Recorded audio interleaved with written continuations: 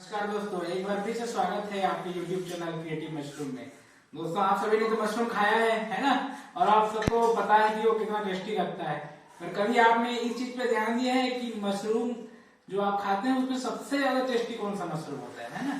Butter mushroom या आपका western mushroom या फिर पेडी मशरूम, पूरा मशरूम। आप इन सभी को अगर टेस्ट वाइज अगर आप देखें तो पैरा मशरूम सबसे ज्यादा टेस्टी लगता है। आपने खाया भी होगा और कभी ध्यान दीजिएगा कि मशरूम कौन सबसे अच्छा लगता है ना। मार्केट से लीजिए, खा के देखिए और बताइए कौन सबसे ज्यादा मशरूम लगता है। दोस्तों, अब पैरा मशरूम तो सबसे टेस्टी लगता है, लेकिन आप कभी नहीं सोचा है कि उसको उगाया कैसे जाता है।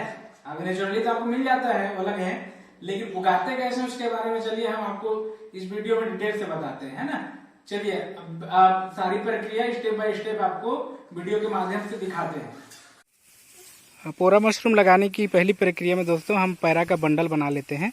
जिस तरह देखिए कि किस तरह हमारे यहाँ बंडल बन रहा है।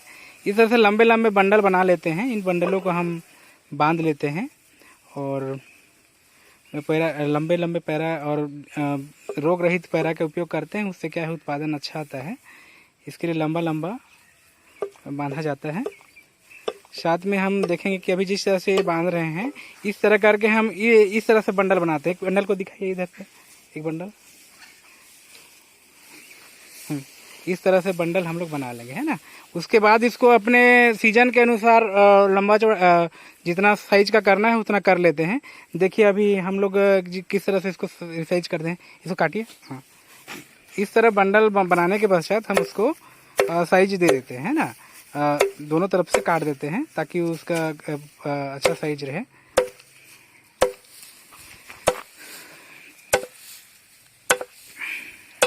मैनुअली आप हाथ से भी ऐसे काट सकते हैं। दूसरे साइड को भी उसी तरह से हम काट लेते हैं।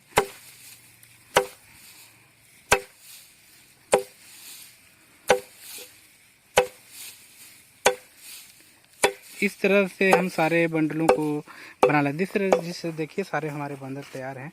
हम बंडल का लंबाई गर्मी मौसम में थोड़ा कम रखते हैं, क्योंकि इस समय नमी की कमी होती है।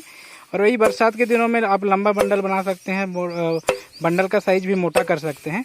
इस तरह से हम देख रहे हैं कि हमारे यहाँ किस तरह से पैरा मशरूम लगाने के लिए बंडल तैयार किया जा रहा है।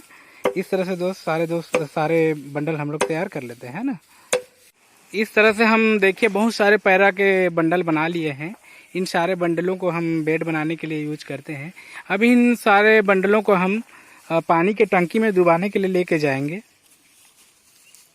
बंडल को डुबाने के लिए हम लोग इस तरह से सीमेंट की बनी हुई टंकी का उपयोग करते हैं।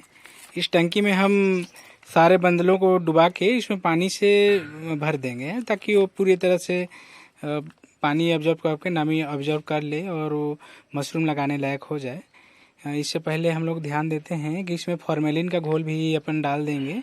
और जब पूरा बंडल डूब जाएगा उसमें अपन कैल्शियम चूना भी यूज कर सकते हैं। चूना अपन डाल देंगे। इससे क्या होता है कि उसका पीएच मेंटेन रहेगा और वो जीवाणुओं में भी कुछ बहुत असर करता है, साथ में पीएच को भी मेंटेन रखता है ना। इसके लिए क्या है, अपने को एल्कलाई पीएच की ज़रूरत होती है, जो इसके एसिडिक पीएच को मेंटेन करके रखता है।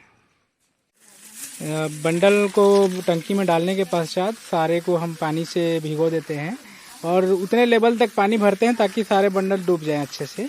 इस तरह देख रहे हैं हम किस तरह से सारे बंडलों को पानी में डुबा रहे हैं ना। सारे बंडल को भिगो रहे हैं और इस तरह से पूरे पानी को भर देते हैं हम लोग, जब तक कि बंडल पूरी तरह से ना भर जाए। जितनी बड़ी टंकी का हम लोगों ने उपयोग किया है उसके लिए हम लोग ज़्यादा चूना नहीं, मात्र 2 मुट्ठी का ही उपयोग करेंगे। 2 मुट्ठी लगभग आपका 200 ग्राम के बराबर होगा, उससे ज़्यादा डालना नहीं है। 2 मुट्ठी करके ये चूने का हम लोग घोल बना देते हैं, जिससे टंकी में चारों तरफ अपन डाल के पूरी तरह फैला देंगे। ये क्या वो करेगा, पूरा एसिडिटी को मेंटेन करके रखेगा, ये पीएच मेंटेन करके रखेगा, है ना। एल्कलाइन मीडिया प्रदान करेगा। देखिए हम लोगों ने चूने का घोल बना लिया है। इस घोल को हम अब सीधे डायरेक्ट टंकी में ही डाल देंगे। एक बाल्टी में अलग से पानी लेके उसको हम लोग भर लेते हैं और उसमें फॉर्मेलिन का घोल बना लेते हैं। फॉर्मेलिन का घोल क्या है, उसमें उपस्थित बैक्टीरिया सारी चीज़ों को मारने का काम करता है। देखिए हम इसमें जैसे ये टंकी लगभग 1000 लीटर का अगर आप करते हैं तो उसमें ज़्यादा नहीं 100 ml फॉर्मेलिन की ज़रूरत होती है। 100 ml लगभग ले लेते हैं हम लोग, और इस तरह से हम लोग उसका घोल बना लेते हैं ना।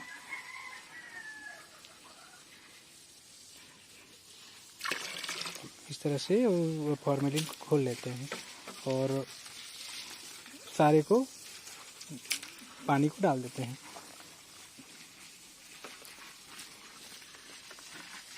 इस तरह सारे तरफ हर तरफ डालते हैं ताकि अच्छे से सारी तरफ मिक्स हो जाए, है ना, सारे तरफ। इसके पश्चात हम चूने का पानी को भी डाल देते हैं ताकि सारा मिश्रण इसमें आ जाए और अच्छे से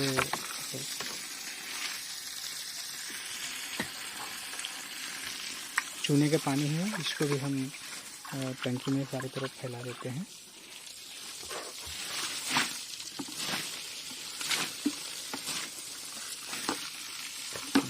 इस तरह से सारे तरफ चूने का पानी मिला देते हैं और इस तरह करने के पश्चात इनको हम 8 से 9 घंटे के लिए छोड़ देते हैं। इससे क्या होता है, पानी अच्छी तरह से पैरा में अच्छी तरह से घुस जाता है, नमी पूरा अच्छी तरह से एब्जॉर्ब कर लेता है ताकि हम लोग को मशरूम ग्रो करने में आसानी होता है। फॉर्मेलिन की घोल का मेन खासियत ये है कि वो जीवाणुओं को ख़त्म कर देता है ताकि हमारा आगे की प्रक्रिया में किसी भी प्रकार का कोई दिक्कत पैदा ना हो। हम लोगों ने दोस्तों इसको 9 से 10 घंटे तक छोड़ दिए थे। अब सारे में पूरे अच्छी तरह से भीग गए हैं। इन सारे बंडलों को हम निकाल के एक अच्छा प्लेटफॉर्म बना के रख देते हैं ताकि उसमें से जो ज़्यादा पानी हो, देखिए किस तरह से इसमें उपस्थित अतिरिक्त पानी निकल रहा है। और इसी तरह से हम लोग इसको 3 से 4 घंटे के लिए छोड़ देते हैं ताकि इसमें से जितने भी पानी है वो निकल जाए। बस नमी बस इसमें बचा रहे, आवश्यक नमी, एक्स्ट्रा पानी की ज़रूरत नहीं रहती है। हमेशा स्पान लगाते टाइम अच्छे बोतल का ही सिलेक्शन करें। जैसे हम देख रहे हैं ये बोतल ख़राब हो चुके हैं, ये अगर इसको हम लगाएंगे तो हमारे बेड खराब हो जाएंगे, इसलिए इस सारे बोतलों को हम अलग कर देंगे और बाकी जो फ्रेश बोतल है उनसे सारे स्पून को इस तरह से निकाल के इकट्ठा कर लेंगे। इसको जो रुई है उसको हटा लेते हैं। आप चाहें तो बोतल को फोड़ सकते हैं, लेकिन फोड़ने के बाद वो दोबारा यूज में नहीं होगा। तो उससे पहले क्या करेंगे, अपन लोहे की स्पोक या किसी चीज़ से अपन सारे बीज को निकाल लेते हैं बाहर, जिसे आपको वीडियो में दिखाया जा रहा है। इस तरह से सारे बीज को अपन निकाल लेते हैं, इकट्ठा कर लेते हैं। अब ये स्पॉनिंग के लिए हम इसको लेके जाएंगे सारे बीज। हम बंडलों को लगाने के लिए इस तरह की ईंटे के प्लेटफॉर्म बनाए हुए हैं। आप चाहे तो बांस की पल्ली का भी उपयोग कर सकते हैं, है ना। ये देखिए इस तरह से हम लोग बनाए हैं। चलिए हम अब दिखाते हैं कि आपको कि किस तरह से हम लगाते हैं, है ना। चलिए इस तरह से हम 5 बंडलों को लगाते जाते हैं। देख रहे हैं हम किस तरह से लगा रहे हैं। हम ज़्यादा गर्मी है इसलिए नमी को मेंटेन करने के लिए मात्र 5 बंडलों का यूज कर रहे हैं और उसके चारों तरफ 10 सेंटीमीटर लगभग छोड़ के हम 10 या 8 सेंटीमीटर इस तरह से बीज को स्पॉनिंग करते हैं। और स्पॉनिंग करने के बाद उसमें बेसन डाल देते हैं। बेसन, है ना, ये बेसन क्या करता है कि ये ग्रो करने के लिए अच्छा मदद करता है। ये हमारे लिए जो ग्रोइंग माइसेलियम है उसके लिए न्यूट्रिशन का कार्य करता है। इस तरह से हमने जैसे अभी मतलब एक डायरेक्शन में लगाए हैं तो अगली बार में दूसरे डायरेक्शन में इस तरह से लगाएंगे बंडलों को। इस तरह से करके सारे हम लोग ज़्यादा नहीं 5 लेयर बनाएंगे टोटल, ताकि गर्मी में भी उतना ज़्यादा नमी का आवश्यकता न हो। फिर उसी तरह से दोबारा स्पॉन लगाते हैं, अच्छे से तोड़े हुए स्पॉन को, है ना, जैसे देख रहे हैं आप वीडियो में। फिर से दोबारा स्पॉन को लगाते हैं और थोड़ा सा गैप साइड से छोड़ते हुए बीच में इस टाइप से इस तरह से अपन लगा लेते हैं। फिर से बेसनों को छिड़काव कर देते हैं ताकि वो बढ़ते हुए माइसेलियम को ग्रो करने में सहायता, ये न्यूट्रिशन का काम करता है ना। इस तरह से देख रहे हैं आप। हम लोगों ने 1 2 3 4 5 लेयर हमने बना लिए हैं। अब आखिरी लेयर में हम लोग स्पॉनिंग कर देते हैं और आखिरी लेयर में स्पॉनिंग करने के पश्चात सेम प्रक्रिया है, उसमें कुछ अंतर नहीं है। आखिरी लेयर में अपन चारों तरफ थोड़ा बहुत छिड़क भी देंगे, है ना, इसमें फैलने में आसानी होती है।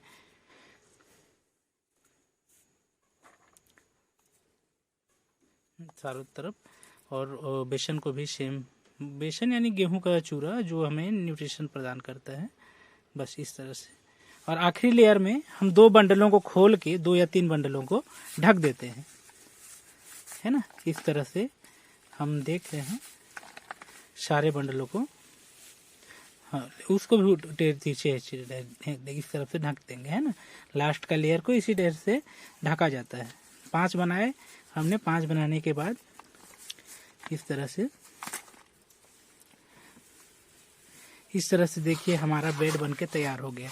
ये हमारा एक बेड तैयार हो गया, है ना। इस तरह से सारे बेड बनाना है हमें। देखिए दोस्तों, हमने सारा बेड तैयार कर लिया है।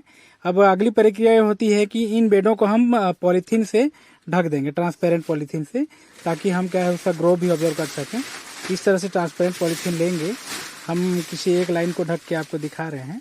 इस तरह से सारे बेड ढक दिए जाते हैं, चारों तरफ से अपन कवर कर देते हैं ताकि इसके अंदर की ह्यूमिडिटी और टेम्परेचर मेंटेन रहे, क्योंकि इसके ग्रो के लिए थोड़ा अधिक टेम्परेचर की ज़रूरत होती है और नमी भी ज़्यादा ज़रूरत रहता है। जिस तरह से देखिए हम लोग किस तरह से दबा रहे हैं, इस तरह से सारे बेड को हम लोग पॉलीथीन से, ट्रांसपेरेंट पॉलीथीन से दबा देते हैं, है ना, ताकि इसे कहीं से भी नमी ना जाए और इसके अंदर नमी बनी रहे, टेम्परेचर बनी रहे। और ट्रांसपेरेंट होने से हमको एक और फ़ायदा होता है कि हमें इसमें माइसेलियम की ग्रोथ देखी जा सकती है ना, ताकि प्रॉपर ग्रो होने के बाद हमें पॉलीथीन हटा सकते हैं। इस तरह से हम पॉलीथीन को ढक के, जिस तरह से हमने तैयार किए हैं, इसको हम 7 से 10 दिन के लिए छोड़ देते हैं, ताकि ज़्यादा तो नहीं, 7 दिन में ग्रो कर ही जाता है। फिर भी एक अनुमान से अब 10 दिन का टारगेट लेके रखिए। और उसके बाद इसमें हम पॉलीथीन को हटा देंगे, जिसके बाद उसमें से जहाँ पे माइसेलियम कॉलोनाइज होता है वहाँ से अपने पिन हेड निकलने लगते हैं। पिन हेड ग्रो करके मशरूम बना लेता है, जो कि हम आपको अगले वीडियो में दिखाएंगे, है ना। आज के लिए बस इतने ही। अगले वीडियो के लिए हमें मोटिवेट करें, सपोर्ट करें, है ना। अगर वीडियो अच्छा लगे तो लाइक, कमेंट, शेयर और सब्सक्राइब जरूर करें। धन्यवाद।